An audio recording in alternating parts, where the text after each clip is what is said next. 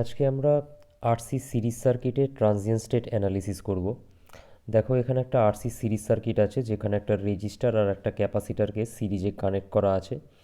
আর সার্কিটের supply voltage অবশ্যই একটা ডিসি ব্যাটারি যার ভোল্টেজ হচ্ছে ভি। আমরা ধরে নিলাম ক্যাপাসিটারে শুরুতে কোনো রকম চার্জ ছিল না। ক্যাপাসিটারের কাজ কি? চার্জকে স্টোর করে রাখতেও পারে। তো একটা ক্যাপাসিটার যদি তার মধ্যে চার্জ স্টোর করে রাখে তাহলে অবশ্যই তার দুটো প্লেটের অ্যাক্রসে একটা ভোল্টেজ পাওয়া যাবে। তো আমরা যখন ধরে নিচ্ছি যে ক্যাপাসিটারটা ইনিশিয়ালি কোনো চার্জ ছিল না ক্যাপাসিটারে, তাহলে অবশ্যই ক্যাপাসিটারের যে ভোল্টেজ সেটা জিরো হবে। তো এখানেও আমরা করছি কি, এই যে সুইচটা আছে কে সুইচ, এটাকে ক্লোজ করছি। কখন ক্লোজ করছি? টি ইকুয়ালস টু জিরোতে ক্লোজ করছি।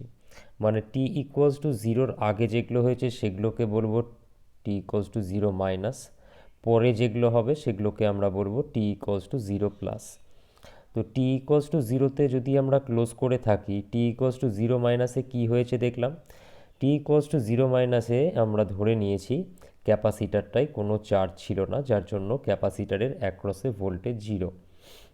তো যাই হোক, সুইচটাকে ক্লোজ করার পর আমরা কেভিএল অ্যাপ্লাই করব। তো ফর্মুলা ডিরাইভ করার আগে দেখো জিনিসগুলোকে ন্যাচারালি কিভাবে বোঝা যেতে পারে। এখানে একটা ক্যাপাসিটার আছে। ক্যাপাসিটারের কাজ কি? চার্জকে স্টোর করা। ক্যাপাসিটার যত বেশি চার্জ স্টোর করবে ওর অ্যাক্রসে তত বেশি ভোল্টেজ আমরা পাবো। এবার দেখো ক্যাপাসিটারের অ্যাক্রসের শুরুতে ভোল্টেজ কত ছিল ধরে নিয়েছি 0 ভোল্ট। আমরা ধরলাম এখানে একটা 10 ভোল্টের ব্যাটারি কানেক্ট করেছি। ক্যাপাসিটারটা শুরুতে কি হিসাবে কাজ করবে? শর্ট সার্কিট হিসেবে আচরণ করবে। এবার ধরো ক্যাপাসিটারের মধ্যে দিয়ে যখন কারেন্ট যাচ্ছে, এর ভেতর দিয়ে যখন কারেন্ট ফ্লো হবে তখন কি হবে? ক্যাপাসিটারটা চার্জ স্টোর করতে থাকবে। চার্জ যদি ক্যাপাসিটারটা স্টোর করতে থাকে তাহলে ক্যাপাসিটারের অ্যাক্রসে ভোল্টেজ আস্তে আস্তে বাড়তে থাকবে। মানে প্রথমে ব্যাটারিতে ভোল্টেজ কত ছিল? 10 ভোল্ট, আর ক্যাপাসিটারের অ্যাক্রসে ভোল্টেজ ছিল 0 ভোল্ট।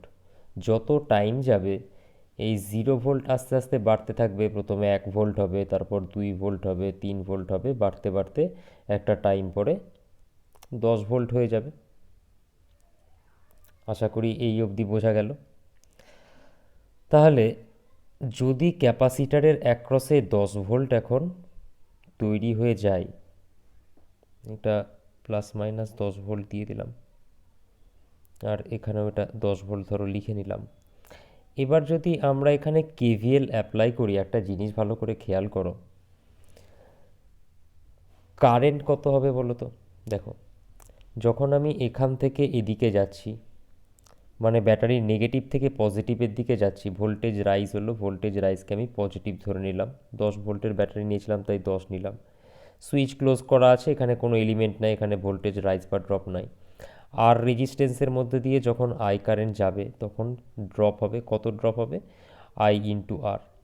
তারপর এখানেও যখন আমরা এদিক থেকে এদিকে যাচ্ছি, প্লাস থেকে মাইনাসের দিকে যাচ্ছি, তাহলে -10 ইকুয়ালস টু 0। 10 কেটে গেল, তাহলে আই আর ইকুয়ালস টু 0 হবে, বা কারেন্ট ইকুয়ালস টু 0 হয়ে গেল। আশা করি বোঝা গেল। কিন্তু শুরুতে কি কারেন্ট জিরো ছিল? শুরুতে তো কারেন্ট জিরো ছিল না। কারণ কি? শুরুতে ক্যাপাসিটারের অ্যাক্রসে ভোল্টেজ কত ছিল? জিরো ছিল। তো তখন যদি আমরা কেভিএল অ্যাপ্লাই করতাম কি পেতাম? 10 মাইনাস এখানে কত হচ্ছে আইআর, আর এখানে তো জিরো। তাহলে কারেন্টের আমরা একটা ভ্যালু পাবো, সে 10/R লিখলাম এখানটায়। রেজিস্ট্যান্সের ভ্যালুর ওপর কারেন্ট ডিপেন্ড করবে। মোট কথা আমি এটা বোঝাতে চাইছি যে যখন আমরা সুইচটাকে ক্লোজ করেছিলাম আর ক্যাপাসিটারটা তো শুরুতে কোনো চার্জ ছিল না তাতে, তাহলে তখন যখন সুইচটাকে ক্লোজ করছিলাম এই সার্কিটে কিন্তু একটা কারেন্ট ফ্লো করছিল। সে কত কারেন্ট ফ্লো করছিল সেটা ব্যাটারির যে ভোল্টেজ আর এই রেজিস্ট্যান্স সেটার ভ্যালুর ওপর ডিপেন্ড করছে। মানে একটা কারেন্ট তো ছিল। তারপরে যতক্ষণ ধরে যত কারেন্ট ফ্লো করছে ক্যাপাসিটারের অ্যাক্রসে ভোল্টেজ তৈরি হচ্ছে, আর ক্যাপাসিটারের অ্যাক্রসে ভোল্টেজ তৈরি যত হবে সার্কিটে কারেন্টের ভ্যালু তত কী হবে? কমতে থাকবে, কমতে কমতে একসময় জিরো হয়ে যাবে।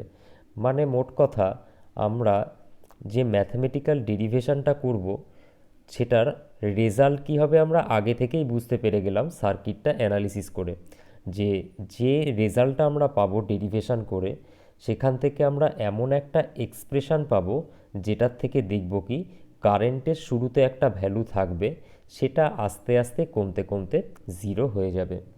তো এবার আমরা কেভিএল অ্যাপ্লাই করব।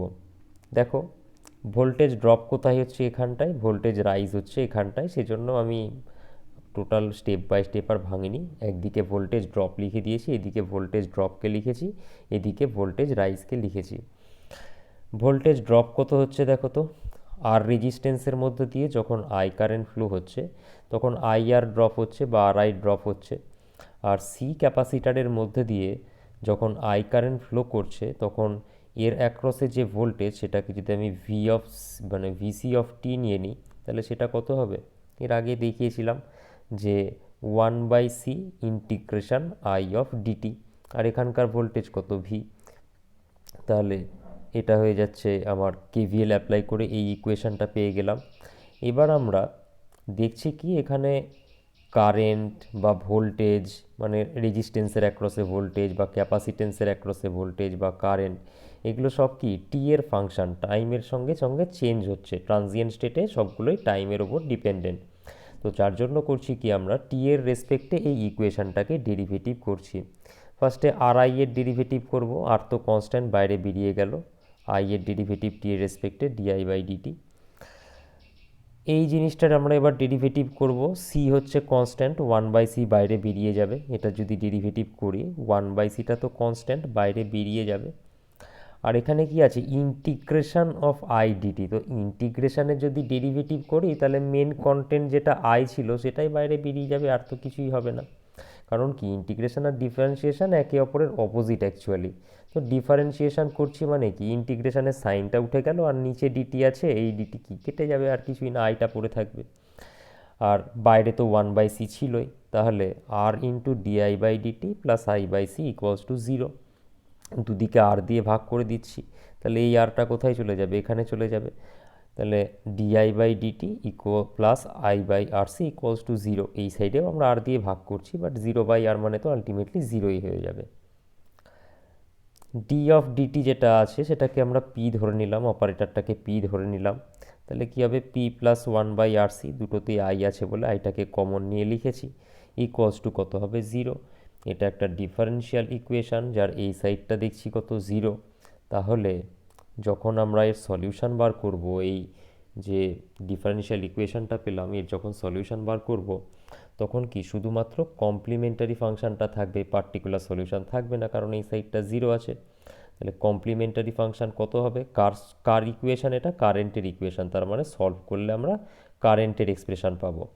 I of T equals to কত হবে বলেছিলাম যে ফার্স্টে লিখবে একটা কনস্ট্যান্ট, আচ্ছা কনস্ট্যান্টকে আমরা সিও লিখতে পারি কেও লিখতে পারি, কিন্তু আরসি সিরিজ সার্কিটের ক্ষেত্রে কে লেখাটা বেশি প্রেফার করব, কারণ ক্যাপাসিটারকে অলরেডি তো আমরা সি দিয়ে ডিনোট করি, তখন কোনটা ক্যাপাসিটেন্সের জন্য সি লেখা আছে আর কোনটা কনস্ট্যান্টের সি লিখেছো সেটা মিশে যাবে, যার জন্য কে দিয়ে এখানটায় আমরা ডিনোট করলাম। কে ইন্টু কী হবে, ই টু দি পাওয়ার হবে, তারপর একটা মাইনাস সিম্বল হবে, টি ডিভাইডেড বাই এখানে আই এর সঙ্গে যে কোএফিসিয়েন্ট আছে সেটা কত 1/RC, তাহলে সেটা এখানটাই চলে গেল। এক মিনিট একটু পরিষ্কার করে লিখি, কে ই to the power minus T/RC, সেটাই দেখো এখানে লেখা আছে কারেন্টের যে ইকুয়েশান সেটা। এবার আমরা কে এর ভ্যালুটা বার করব। তো কে এর ভ্যালু বার করার আগে একটা জিনিস দেখো, এটার যদি আমরা গ্রাফ প্লট করতে যাই, মানে একদিকে নিলাম ধরো কারেন্ট আর একদিকে নিলাম টাইম, দেখো টি এর জায়গায় যদি 0 বসাই তাহলে কি এই পার্টটা 0 হয়ে যাবে, তাহলে ই টু দি পাওয়ার -0 মানে কত 1, তার সঙ্গে যদি কে গুণ করি তাহলে কে পাবো, তার মানে টি ইকুয়ালস টু 0 কোথায় এখানে, তো তখন আমরা আই এর যে ভ্যালু সেটা পাচ্ছি, এটা কত সেটা কে ধরে নিলাম।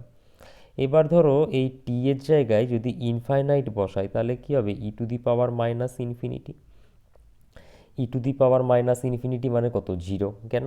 কারণ দেখো ই টু দি পাওয়ার মাইনাস ইনফিনিটিকে আমরা কি লিখব, 1/e⁻∞। কোনো কিছুর পাওয়ার যদি ইনফাইনাইট হয় তার মানে কি, সেই টোটাল জিনিসটা যখন ক্যালকুলেশন করে আমরা ইনফাইনাইট পাবো, মানে ই টু দি পাওয়ার ইনফাইনাইটের ভ্যালু কত পাবো, ইনফাইনাইটই পাবো। তাহলে আলটিমেটলি কী দাঁড়াচ্ছে, 1/∞ ইকুয়ালস টু জিরোই পেয়ে যাচ্ছি। তাহলে টি এর জায়গায় ইনফাইনাইট বসালে E to the power minus T by RC যেটা, সেটা পাচ্ছি জিরো। তাহলে কে ইন্টু জিরো কত হবে, জিরো হবে। তাহলে কারেন্টের ভ্যালু কত পাবো, জিরো। তার মানে ইনফাইনাইটে গিয়ে কারেন্ট জিরো হয়ে যাচ্ছে, মানে দেখো কারেন্ট আস্তে আস্তে কমতে কমতে টি ইকুয়ালস টু ইনফাইনাইটে কারেন্ট জিরো হয়ে যাবে। আর সার্কিটটার অ্যানালিসিস করার সময় আমরা কি বলেছিলাম, যে শুরুতে কারেন্ট থাকবে, যে এক্সপ্রেশনটা বেরোবে সেখানে কি দেখব, শুরুতে কারেন্ট ফ্লো করছে, তারপরে টাইম যত এগোচ্ছে কারেন্টের ভ্যালু কমতে কমতে জিরোর দিকে এগোবে। দেখো সেটাই কিন্তু আমরা যে ডেরিভেশন করলাম কেভিএল অ্যাপ্লাই করে, সেখান থেকে আমরা কিন্তু সেটাই পেলাম। আচ্ছা, এবার আমাদেরকে কে এর ভ্যালু বার করতে হবে। কে এর ভ্যালু কী করে বের করব, দেখো যখন আমরা সুইচটাকে ক্লোজ করছি, ক্যাপাসিটারের মধ্যে তো কোনো চার্জ ছিল না। তাহলে ক্যাপাসিটারের মধ্যে যদি চার্জ না থাকে, এটা কী হিসাবে কাজ করবে, শর্ট সার্কিট হিসেবে কাজ করবে। তাহলে তখন কারেন্ট কত, V/R। তখন কারেন্ট হচ্ছে V/R। আর এটা কোন সময়ে ঘটনাটা ঘটছে, সুইচ ক্লোজ কাটাকে তো আমি টি ইকুয়ালস টু জিরোতে নিয়েছিলাম, তাহলে ঠিক তার পরের মুহূর্তের ঘটনা। তাহলে এটা হচ্ছে টি ইকুয়ালস টু জিরো প্লাসের ঘটনা, মানে আই অফ জিরো প্লাস আমরা লিখতেই পারি। দেখো সেটাই লিখেছি আমরা, T of zero plus equals to, মানে সেই সময় I of zero plus equals to V/R। তাহলে টি এর জায়গায় জিরো বসালে আমরা টি এর জায়গায়, এখানে টি এর জায়গায় জিরো বসাবো, আর এখানে আই এর জায়গায় V/R বসাবো, তাহলে কে এর ভ্যালুটা পেয়ে যাব। দেখো সেটাই করেছি আমরা, V/R equals to K into one, আর কে ইকুয়ালস টু হচ্ছে V/R। এবার আগের পাতায় যে ইকুয়েশানটা আমরা পেয়েছিলাম এখানে, সেখানে কে এর জায়গায় আমরা V/R বসিয়ে দিলাম। দিয়ে এক মিনিট, তাহলে এখানটায় আমরা কারেন্টের যে ইকুয়েশানটা পেলাম, এখানে কারেন্টের যে ইকুয়েশানটা পেলাম সেটা কি, V/R into E to the power minus T by R C. মানে এই যে কারেন্টটা সেটা হচ্ছে গিয়ে ডিকেইং টাইপ, কেন আস্তে আস্তে কমে যাচ্ছে। দেখো টি ইকুয়ালস টু যদি জিরো বসাই, তাহলে এই পোর্শনটা কত হবে, এক হয়ে যাবে। V/R ইন্টু এক সমান কত হবে, V/R। দেখো যার জন্য V/R থেকে স্টার্ট হয়েছে, তারপরে আস্তে আস্তে কমতে কমতে ইনফাইনাইটে গিয়ে সেটা পুরোপুরি জিরো হয়ে যাবে। তাহলে এই গেল হচ্ছে গিয়ে কারেন্ট। এবার এখানে দেখো কারেন্ট কিন্তু চেঞ্জ হচ্ছে, ট্রানজিয়েন্ট স্টেটে কারেন্ট চেঞ্জ হচ্ছে, ম্যাক্সিমাম ভ্যালুর থেকে আস্তে আস্তে জিরোর দিকে যাচ্ছে। আর এই কারেন্টটা কার কার মধ্যে দিয়ে ফ্লো করছিল, কারেন্টটা দেখো ফ্লো করছে রেজিস্ট্যান্সের মধ্যে দিয়ে আর ক্যাপাসিটেন্সের মধ্যে দিয়ে। কারেন্টের ভ্যালু যদি চেঞ্জ হয় তাহলে রেজিস্ট্যান্সের অ্যাক্রসে ভোল্টেজ ড্রপ চেঞ্জ হবে, ক্যাপাসিটেন্সের অ্যাক্রসে যে ভোল্টেজ সেটাও চেঞ্জ হবে। তাহলে কারেন্টের চেঞ্জের সঙ্গে সঙ্গে রেজিস্ট্যান্স আর ক্যাপাসিটেন্সের অ্যাক্রসে ভোল্টেজ কিভাবে চেঞ্জ হচ্ছে, এবার আমরা সেটা দেখব।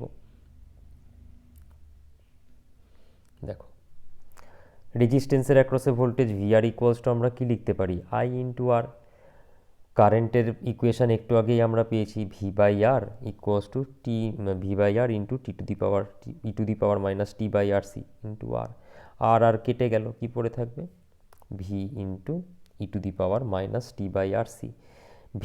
ভিসির ইকুয়েশান আমরা কি লিখি, 1/c into integration I of DT. এবার আমরা জিরোর থেকে টি টাইমের জন্য ইন্টিগ্রেশন করছি, একটা সার্টেন রেঞ্জে তো আমাকে ইন্টিগ্রেশনটা করতে হবে, তো জিরোর থেকে টি টাইম পর্যন্ত আমরা ইন্টিগ্রেশনটা করছি। জিরো টাইম মানে যে টাইমে আমরা সুইচটা অন করছি, তারপর থেকে টি টাইম অবধি। তাহলে তার যদি ইন্টিগ্রেশন করা হয়, ইন্টিগ্রেশন করে দেখবে আলটিমেটলি আসবে হচ্ছে গিয়ে এই ভ্যালুটা। তাহলে কারেন্ট যদি চেঞ্জ হয়, কারেন্ট চেঞ্জ হওয়ার সাথে সাথে রেজিস্ট্যান্সের অ্যাক্রসে ভোল্টেজ এভাবে চেঞ্জ হচ্ছে, ক্যাপাসিটেন্সের অ্যাক্রসে ভোল্টেজ এভাবে চেঞ্জ হচ্ছে। এবার একটা জিনিস দেখো, যদি আমরা এই ইকুয়েশানটা ডিরাইভ নাও করতাম, এই ইকুয়েশানটা যদি ডিরাইভ নাও করতাম, তাও আমরা ভোল্টেজ মানে VR আর VCর ভোল্টেজের নেচার আমরা বলতে পারতাম। কিভাবে দেখো, দেখো যখন আমি ক্যাপাসিটারের ভোল্টেজটার কথা বলছি, শুরুতে তো ক্যাপাসিটারের ক্যাপাসিটারের ভেতরে কোনো চার্জ ছিল না, তাহলে শুরুতে ক্যাপাসিটারের যে ভোল্টেজ সেটা কত ছিল, জিরো। আচ্ছা আমি এটাকে 10 ভোল্ট ধরে নিলাম সাপ্লাই ভোল্টেজকে। কারেন্ট যত এর মধ্যে দিয়ে ফ্লো হবে, ক্যাপাসিটারের মধ্যে তত চার্জ স্টোর হবে, তাহলে এই ভোল্টেজের ভ্যালু কি আস্তে আস্তে বাড়তে থাকবে, বাড়তে বাড়তে ম্যাক্সিমাম কত হবে, ম্যাক্সিমাম এই 10 ভোল্টের সঙ্গে সমান হবে। তার মানে আমরা এই ভিসির এমন একটা এক্সপ্রেশন পাবো যেখানে দেখব কি ভোল্টেজের ভ্যালু শুরুতে থাকবে 0, তারপর আস্তে আস্তে বাড়তে বাড়তে 10 ভোল্ট পাবো, মানে এরকম একটা গ্রাফ পাবো। এবার দেখো এখানে যে আমরা ইকুয়েশনটা পেয়েছি সেখানে দেখো টি এর জায়গায় যদি 0 বসাও, এই পোর্শনটা কত হবে, 1 হয়ে যাবে। ই টু দি পাওয়ার সামথিং 0 মানে 1, তাহলে 1 মাইনাস 1 কত, 0। ভি ইন্টু 0 কত, 0। আমি এই সাইডে নিয়ে নিলাম ভি অফ সি অফ টি, মানে ভিসি অফ টি, আর এই সাইডে নিলাম টি। তাহলে শুরুতে আমি পেলাম কত, 0। যদি ইনফাইনাইট বসানো হয় এখানে, E to the power minus ইনফিনিটির ভ্যালু কত, 0। 1 মাইনাস 0 মানে কত, 1। ভি ইন্টু 1 মানে ভি, তার মানে ম্যাক্সিমাম একটা ভোল্টেজ পাবো ভি। তার মানে এটার গ্রাফ কীরকম হবে, এরকম, যেটা আমরা এই ডেরিভেশনটা যদি নাও করতাম সার্কিটের নেচার থেকেই বলে দিতে পারতাম। এবার একটা জিনিস বলো, ওখানে রেজিস্ট্যান্স ছিল, তার সঙ্গে সিরিজে ছিল ক্যাপাসিটেন্স, আর এটার সঙ্গে টোটালটার সাথে একটা ব্যাটারিকে কানেক্ট করা ছিল প্যারালালে, তাই তো? সুইচটা আমি আর এখানে আঁকলাম না, দরকার নেই। এবার তুমি দেখছো কি ক্যাপাসিটার যেটা আছে তার অ্যাক্রসে ভোল্টেজ আস্তে আস্তে এইভাবে বাড়ছে, তাহলে অবশ্যই রেজিস্ট্যান্স যেটা আছে তার অ্যাক্রসে ভোল্টেজ কি এইভাবে কমতে হবে, তবে না গিয়ে টোটাল ভোল্টেজটা আলটিমেটলি ভি ভোল্ট বা 10 ভোল্টই থাকবে। কথাটা বোঝা গেল কি বললাম?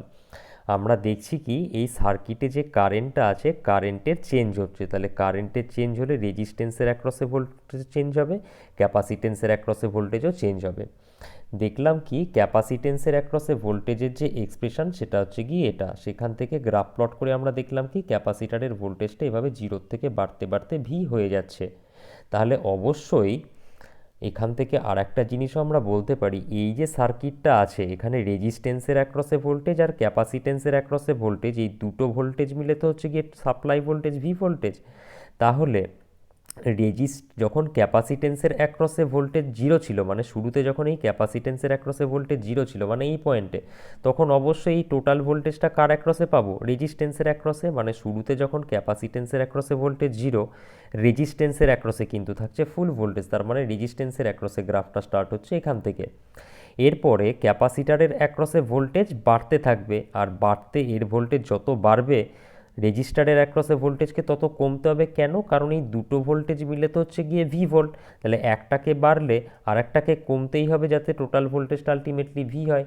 তাহলে যখন আমার এই গ্রাফটা এইভাবে আস্তে আস্তে বাড়বে, রেজিস্ট্যান্সের অ্যাক্রসে ভোল্টেজের গ্রাফটা এইভাবে আস্তে আস্তে কমবে, যখন ক্যাপাসিটেন্সের অ্যাক্রসে ভোল্টেজ ভি ভোল্ট হয়ে গেল তখন অবশ্যই রেজিস্ট্যান্সের অ্যাক্রসে ভোল্টেজ কত, 0 ভোল্ট হতেই হবে।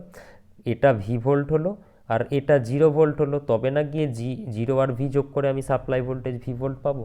তো এটা আমরা সার্কিট দেখেই বলে দিতে পারি। এবার দেখো এক্সপ্রেশন থেকেও জিনিসটা সেম আসছে কিনা দেখা যাক। দেখো এখানে যদি আমরা টি এর জায়গায় 0 বসাই তাহলে কত পাবো, ই টু দি পাওয়ার মাইনাস 0 মানে 1, তাহলে ভি ইন্টু 1 কত হবে, ভি হবে। মানে শুরুতে একটা ভোল্টেজ পাচ্ছি সেটা আমি ধরলাম ভি, টি ইকুয়ালস টু যখন 0 তখন একটা ভোল্টেজ পেলাম ভি। যখন টি এর জায়গায় ইনফাইনাইট বসাবো E to the power minus infinite কত হয়ে যাবে, 0 হয়ে যাবে। তাহলে ভি ইন্টু 0 কত হবে, 0 হবে। তার মানে ভোল্টেজ আস্তে আস্তে রেজিস্ট্যান্সের অ্যাক্রসে যে ভোল্টেজ সেটা কমতে কমতে ইনফাইনাইটে গিয়ে 0 হয়ে যাবে। এটাই আমরা দেখলাম। তাহলে এই গেল হচ্ছে গিয়ে আমার আরসি সিরিজ সার্কিটের যখন ক্যাপাসিটারটা ইনিশিয়ালি কোনো রকম চার্জ নেই সেই সময় যদি আমি সুইচটাকে অন করি তাহলে কারেন্ট কিভাবে কমছে, রেজিস্ট্যান্সের অ্যাক্রসে ভোল্টেজ কিভাবে কমছে আর ক্যাপাসিটারের অ্যাক্রসে ভোল্টেজ কিভাবে বাড়ছে সেগুলোর এক্সপ্রেশন ডিরাইভ করলাম আর তার গ্রাফগুলো দেখলাম। এবার আসছি আমরা টাইম কনস্ট্যান্টে। আগের পাতায় যে গ্রাফটা বোঝালাম দেখো সেটা এখানটায় ড্র করা আছে। টাইম কনস্ট্যান্টের কথায় আসছি। দেখো ক্যাপাসিটারের অ্যাক্রসে যে ভোল্টেজ পেলাম সেটা পেলাম এটা, তাই পেলাম না ক্যাপাসিটারের অ্যাক্রসে ভোল্টেজ। আর আমরা ওই ফার্স্ট অর্ডার যে ইকুয়েশনটা দেখেছিলাম, ফার্স্ট অর্ডার যে সিস্টেমটা দেখেছিলাম তার ইকুয়েশন কি পেয়েছিলাম, K into E to the power minus small T by capital T, যেখানে কে ছিল একটা কনস্ট্যান্ট আর এই ক্যাপিটালটা ছিল হচ্ছে গিয়ে টাইম কনস্ট্যান্ট। তাহলে কম্পেয়ার করো এই জিনিসটাকে এর সাথে, যদি কম্পেয়ার করো কি দেখছো, কে এর ভ্যালু এখানটায় দেখছো কত ভি, আর এই ক্যাপিটালটি যেটা টাইম কনস্ট্যান্ট তার ভ্যালু কত হচ্ছে আরসি। তাহলে আরসি সিরিজ সার্কিটের ক্ষেত্রে টাইম কনস্ট্যান্ট হচ্ছে টি ইকুয়ালস টু আরসি, যেটা আমরা আর এল সিরিজ সার্কিটের ক্ষেত্রে দেখেছিলাম কি এল বাই আর, এখানে সেটা হচ্ছে গিয়ে আরসি।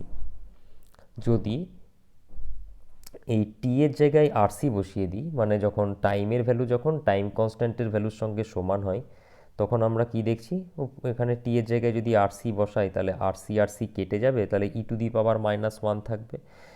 তাহলে সেখান থেকে ক্যালকুলেশন করে পেলাম ভিসি ইকুয়ালস টু 0.632 ভোল্ট।